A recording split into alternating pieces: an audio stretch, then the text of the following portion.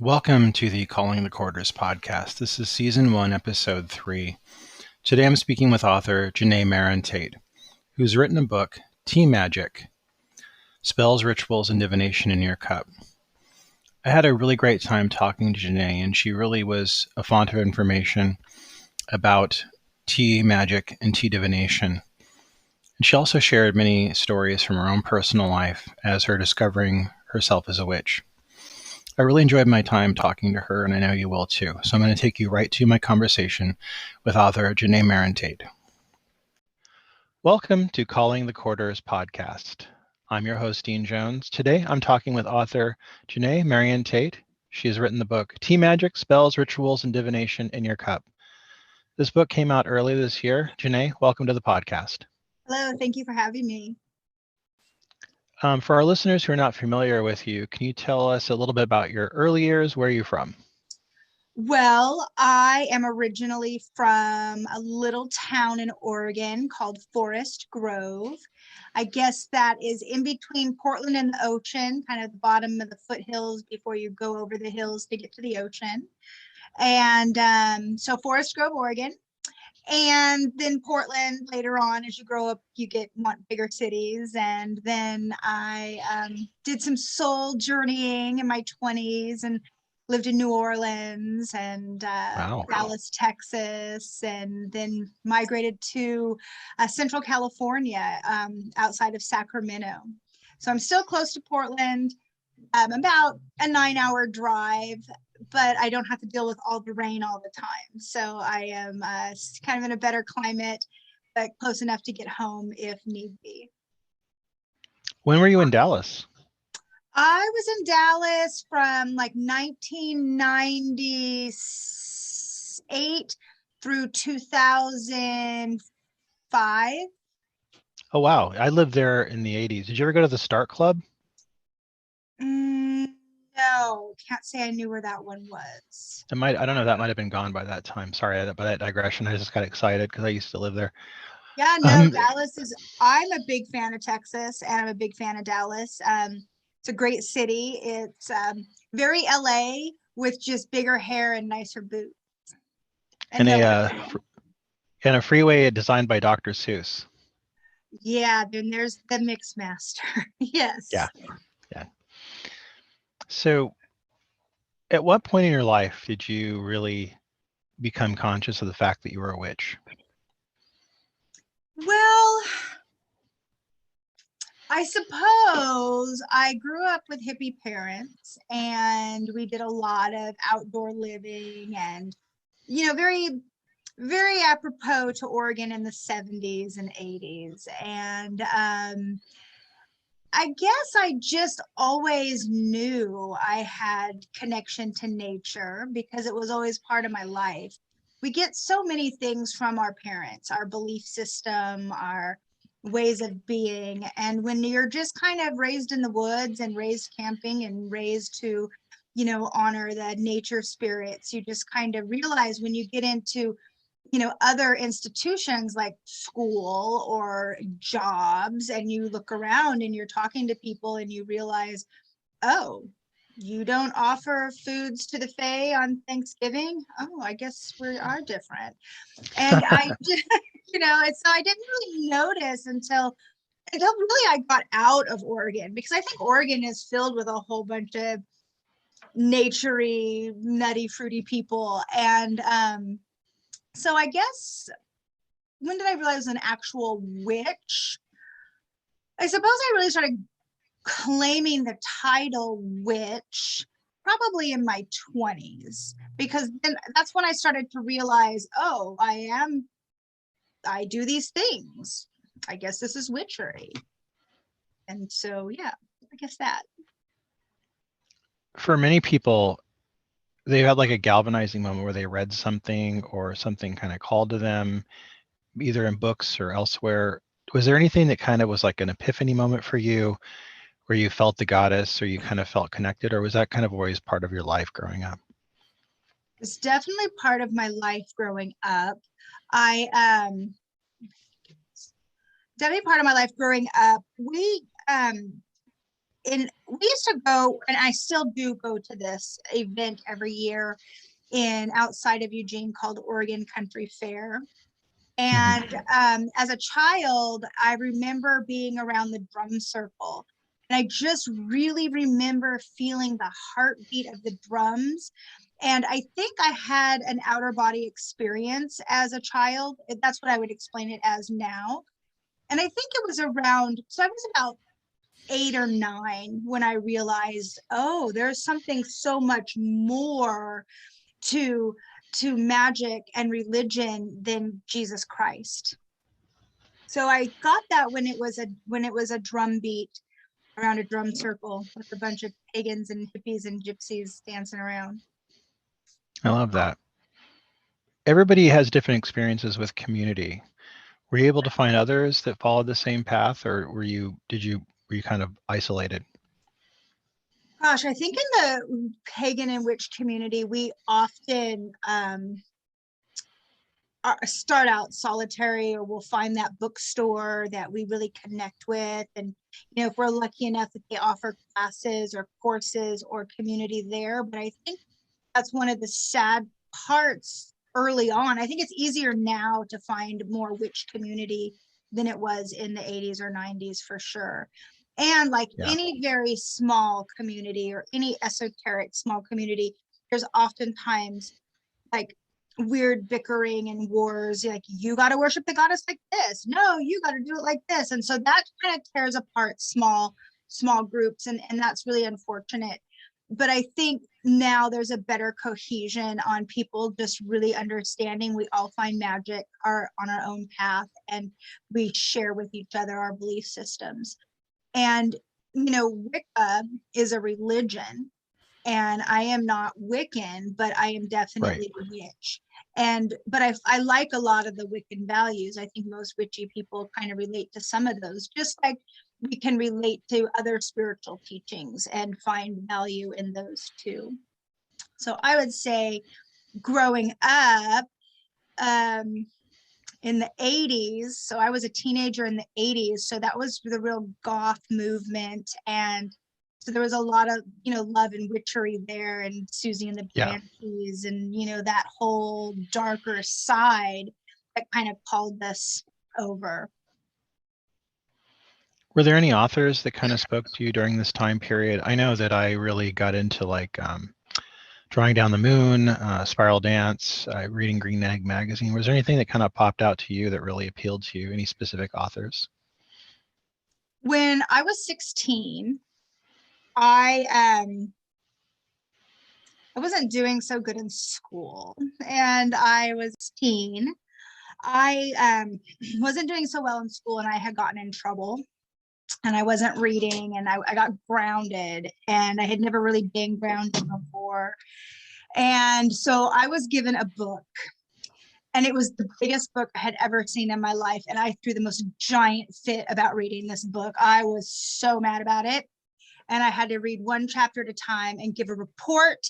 And I just was, and the book was The Mists of Avalon by Marion Zimmer Bradley. And so I suppose that would have been the book that really changed my life and really introduced me proper to God goddess relationship in the world. And the thing about reading that book is in the beginning, I was just one chapter at a time and given the report, one chapter at a time, given the report. But the part that really spoke is when my mom walked in and I was reading it without being told to. So that's the real gift and magic of reading and reading about topics of interest in magic.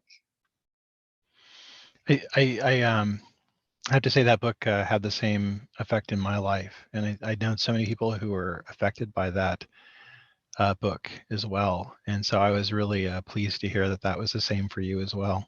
Yeah. And I just love how it was introduced to me as a punishment and turned out to be like the biggest joy ever. And the funny thing about that book is, so I read it when I was 16, excuse me, and I read it when I was 22.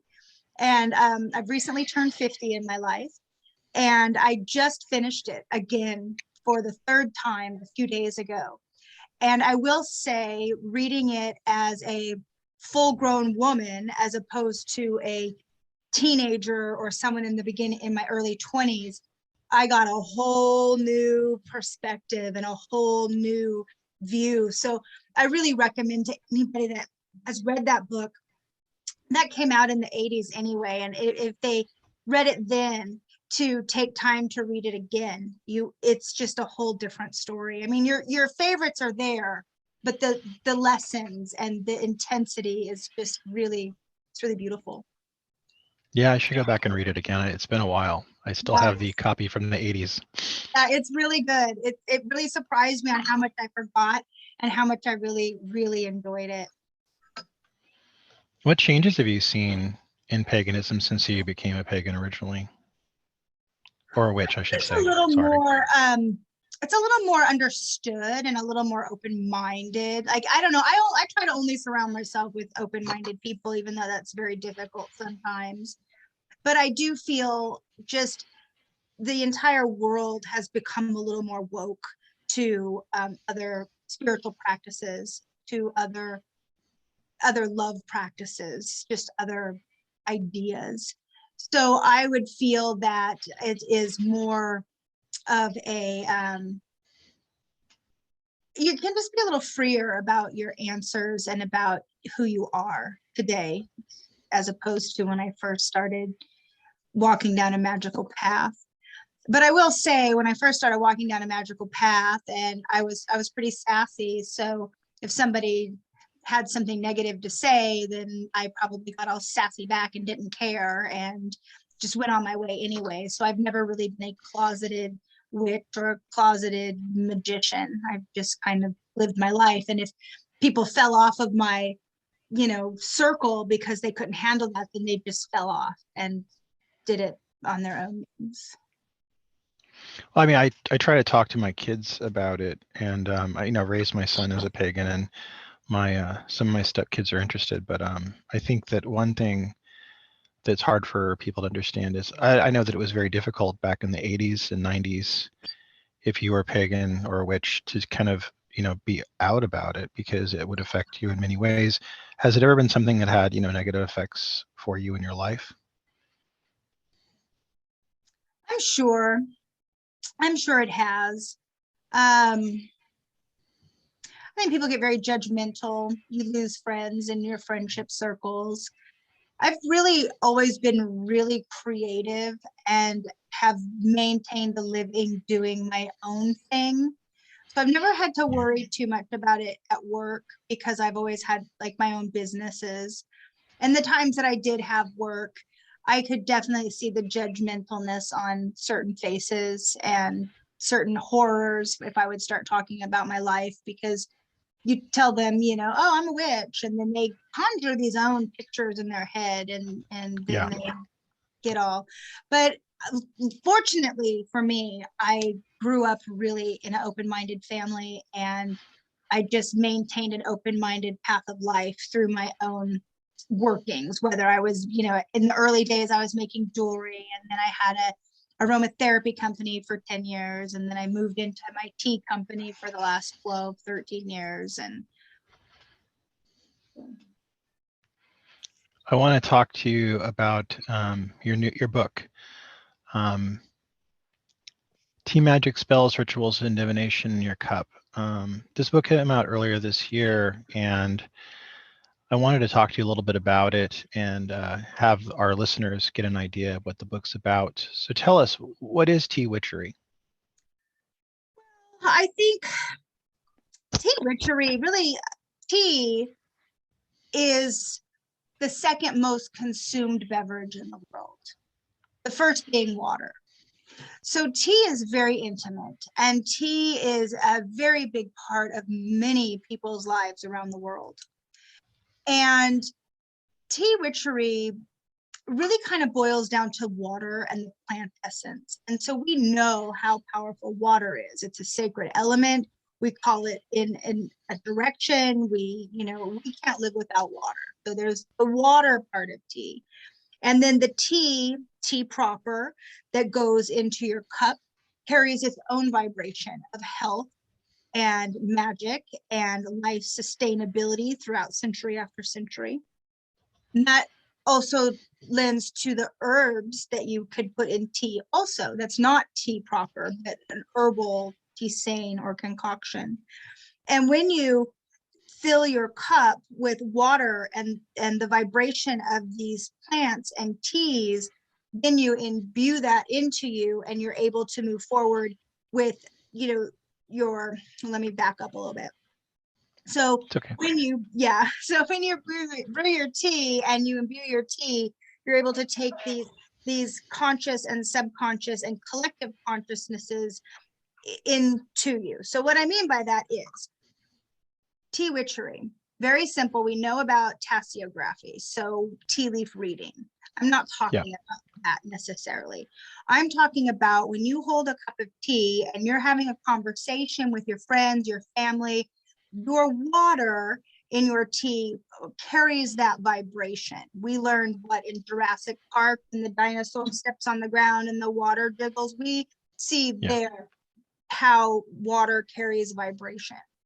So if you are to open your day with a cup of tea or your afternoon with a cup of tea and you have a mantra going over your cup of tea, like something, you know, today I feel happy, joyous, and successful, and you repeat that a few times over your tea, it imprints its vibration onto the tea, and now you imbue that into you so you can carry physically with you that mantra of I am living happy, joyous, and successful. So that's one element of tea witchery. Then you, that's just the water part. Then when you add the different herbs or the different tea proper and their correspondences, then you get to put that into you also. And it's just a big connection because water connects us. The fact that tea has been around for so many centuries connects us. And the darker the tea, you can begin to kind of scry into it like a dark mirror or a crystal ball. So there's just so many elements of tea witchery. I see tea witchery as using tea in your magical practices. And so that's really what I'm explaining is just tea witchery is using tea in your magical ways. I really like celebrating a dumb supper at Samhain with my family. And in your book, you talk about honoring the sacred dead with tea. Can you talk about that a little bit? Mm-hmm. So because tea has been around for so long and just we forget in the US how important tea is. I mean, we weren't around during the Boston Tea Party, where all of a sudden we were being taxed so high on this thing that we wanted to have every day that we started a war. And I often say that in my tea company, there's no tax on tea. We want a war for that. And some people are like, huh?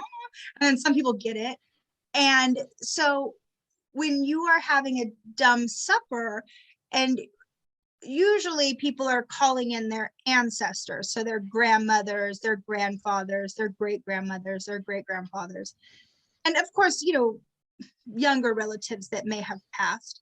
But our greats and our grands, they had a relationship with tea because it was prevalent and it was necessary and it was important and it was, you know, had a certain like affluence. What am I looking for? Affluence to it.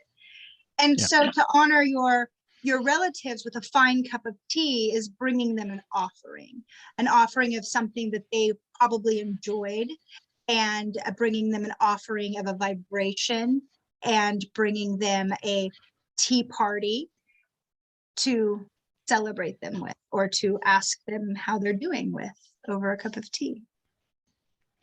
Your book has a lot of information about tea, and you highlight the 6 different types of tea that there are and how they're brewed. Can we talk about this a little bit? Sure. Well, there are so many regions that grow tea, like from China and beyond. It started out in China and then grew to India. Now there's tea in Thailand. And there's just tea everywhere these days. So there's really more than 6 different types, but the ones that I talked about are the most common.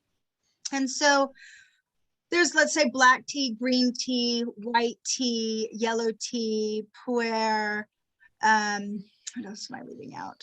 I think I threw in lapsang souchong too, just because of the really intense flavor. But anyhow, that's a process. It's really about the processes that they are cured and dried over. So white tea is the newest tea, like the little tea buds that come up off the plant and have these little silvery hairs. And they're plucked right at their growth. That's the lightest in caffeine, lightest, but still has some, lightest in flavor.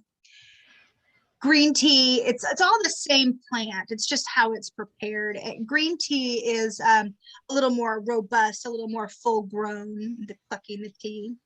Green tea was really all that was ever drank. We ended up with black tea being cured and fermented because of, as the tea would come from China to get to Europe, it'd be on the ships, and then it would get like hot and cold and hot and cold on the ships. And by the time the tea got to Europe, it would be black. So the Chinese didn't understand, well, what do you mean you want black tea? We only have green tea. So that's how black tea came about. And then yellow tea is just a really different kind of process.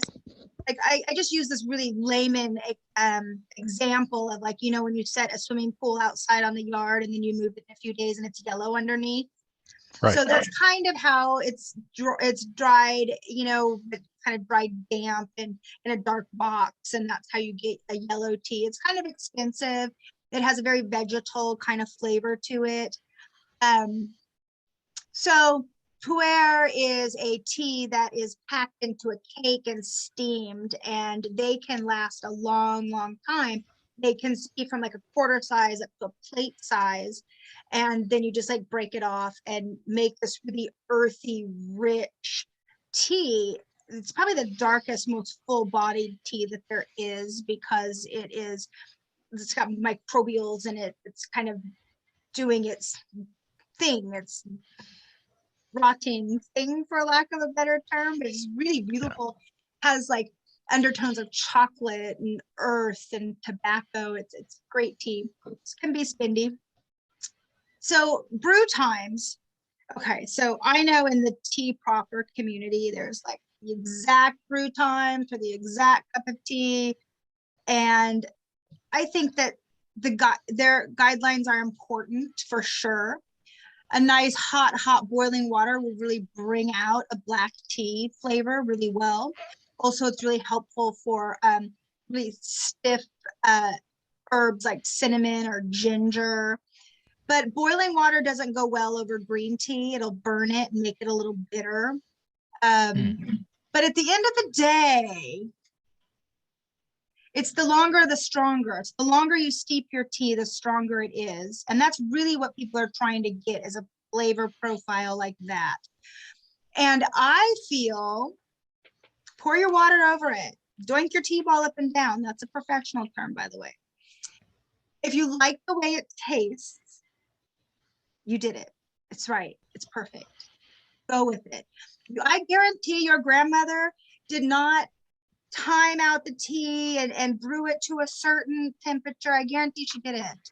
Now, maybe you had one that did. Okay, you know, it's not a bad thing. It's however you want to drink your tea. If you want it really light and weak, don't steep it very long. Don't pour boiling water over it. If you want a strong, robust black tea, boiling water and steep it for a long time. So I guess that's with my tea witchery, a little more the anarchist punk rock, you know, just go with it, make it happen. Do you like it? Good, you did it. What are some of the health benefits of drinking tea? Well, I like the health benefits of drinking tea over coffee. I mean, I do have a cup of coffee every now and again in the mornings, but tea doesn't seem to crash you down as hard as coffee. It also might not wire you as fast as coffee. So you might not get that morning jolt, but you still get elevated, but it's not as hard of a crash. So it's easier to drink tea through the day. So all of a sudden you're not at your desk, like being all jittered out. So less jitters. It carries antioxidants, which really helps to fight like poisons in your body that we're getting from pollution, that we're getting from toxins in our food that we're eating. Really helps to push out any kind of toxins. green tea and black tea have the same benefits. There's just more benefits in green tea because of the less of the processing that it goes through. But they both have the same benefits, including weight loss benefits. So it can really help you curb your appetite because you're just not feeling as hungry, because your body is getting more nutrients from tea than it's getting from coffee or soda. So you're feeling a little more satiated, you're feeling less thirsty, and you're feeling a little more focused. Tea has the ability to really help you focus in on tasks and things that you're working on rather than being kind of scattered. Now, when I was in England, I would often, my British counterparts say, oh, Americans know nothing of brewing tea. You know, you guys are barbarians. You use tea bags, blah, blah, blah. And there's always been a lot of debate on the right and wrong way to brew tea. What is in your opinion, the right and the wrong way to brew tea? Tea bag versus loose. Yeah. You know, tea bags are so convenient. I own a loose leaf tea company, so I like to use tea balls or like a French press to brew tea with. The thing about the tea bags is they were given out like in the 1920s as a sample. That's how a tea supplier put it in the mail and gave it to everybody as a sample to try their tea. It was like in this little gauze mesh bag. I don't know, I wasn't there. But what happened was people thought, oh, you throw it in the water and that's how you make tea.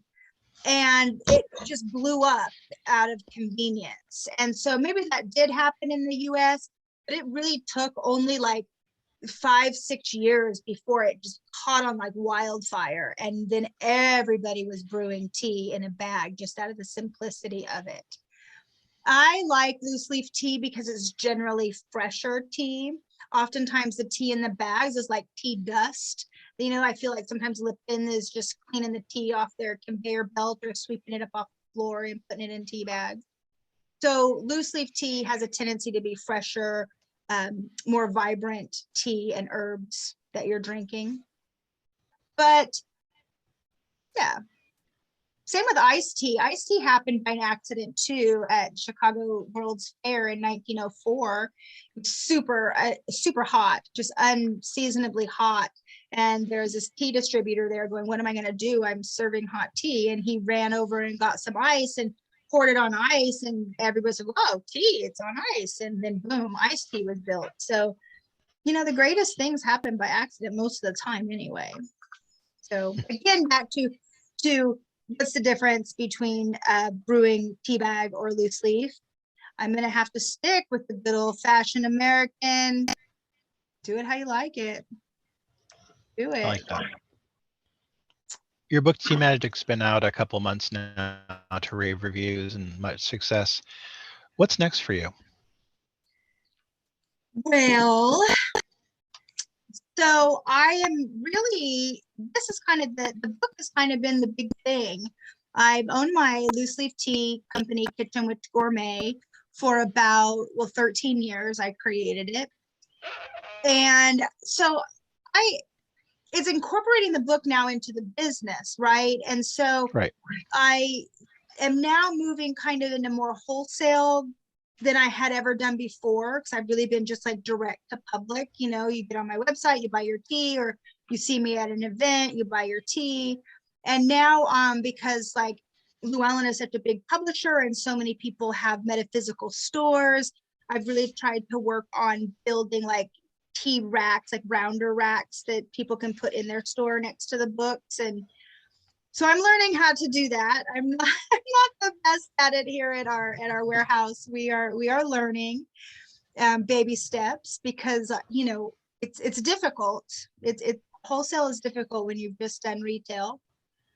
And also just really growing tea of the month. Like I've been working on a tea of the month for the last few years. People join, people have tea.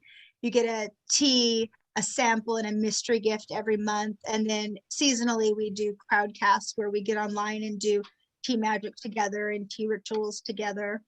So nice. Yeah, we just do those. And Yeah, I guess I'd like to write a second book also. I've started working on that a little bit. They haven't Oh, asked me, nice. but I'm really into the don't ask permission, just ask forgiveness and just keep writing the book. So new things, as I've gone over the book and as people have talked to me and like, hey, what about this? What about that? Like, oh yeah, maybe let me write that down. So now before I know it, I have a whole another book coming. So eventually I'll get that finished in the next year or so. Jenay, I want to thank you for being on the podcast, and I wish you the continued success of your business and your book. And again, thank you for being here with us today. Thanks, Dean, for having me. That was my conversation with Jenay Marontate.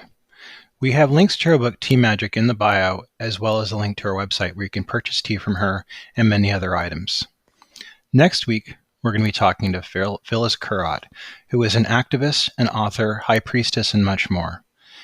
We're going to be talking about her groundbreaking book, Book of Shadows in multiple editions, Wicca Made Easy, Spells for Living Well, and A Love Spell, as well as many others.